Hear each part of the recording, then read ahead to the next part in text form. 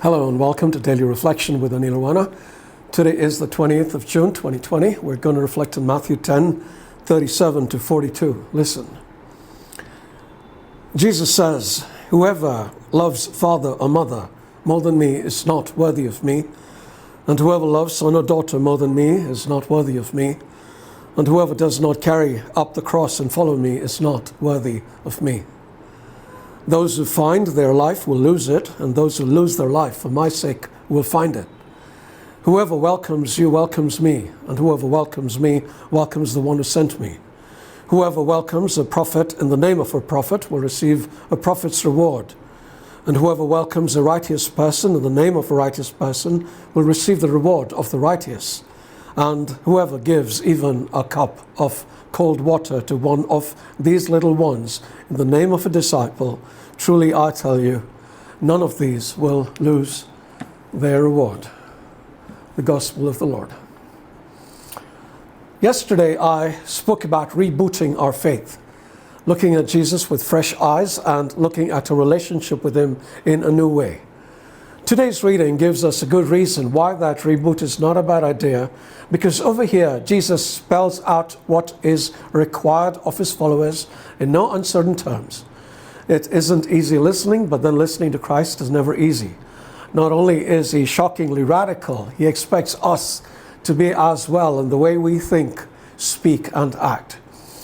The first thing he makes clear is that he is numero uno, number one. We cannot place anyone or anything before him.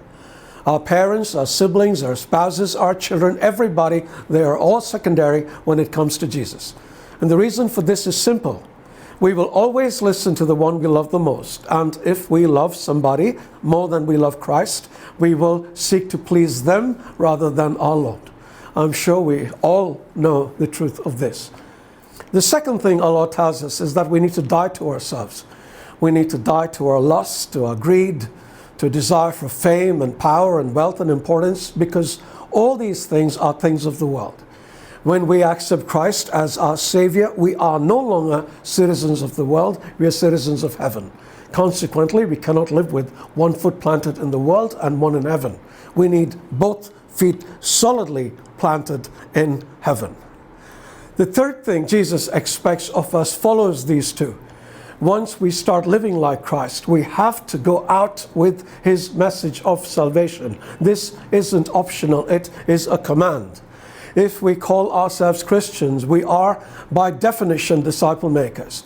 And so we go out as prophets who speak for God, as righteous people shining a bright light for God, or as simple followers being a witness for God. The three are not mutually exclusive. We have to exhibit all three qualities. Not everyone is going to welcome us when we go out with the message of salvation, but that's okay. Jesus tells us not to take it personally, because it isn't us they're rejecting, it is him.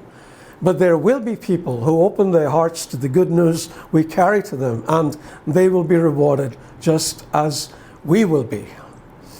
I know this isn't easy, being how Jesus wants us to be and doing what he tells us to do, but it is extremely rewarding in more ways than one. And by the way, whenever you listen to these reflections with an open heart, you welcome me, which means you welcome Jesus who sent me, which means you welcome the Father who sent him. So may your reward be great. God bless you.